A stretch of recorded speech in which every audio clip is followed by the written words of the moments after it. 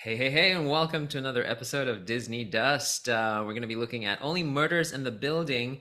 And I made it very clear here Meryl Streep is here because that focuses on season three. Yes, she was quite expensive because she was not in every episode. And I think they do get paid per episode.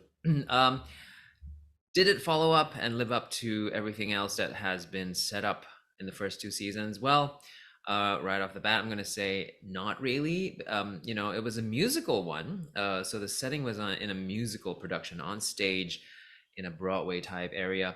Um, I thought I would love it so much, having this background, but I did enjoy some of it, for a moment. Um, Especially in that first episode, I was like, wow, this is so delicious. You see the first day of rehearsal, you see the table read in which Meryl Streep does an amazing accent and a little funny scene, exploring the character, right? Like, it's what actors do, right? Just you got to honor, you got to find your character. Just so brilliant. These things in itself, I guess, make season three that much more dynamic. However, um, and also not to forget, of course, the songs they were rehearsing, like, so throughout the musical, or rather throughout this particular season, you see, you're reminded it's a musical because they're rehearsing songs, and the songs are brilliant as well. I believe written by Pesek and Paul, of Greatest Showman, Dear Evan Hansen.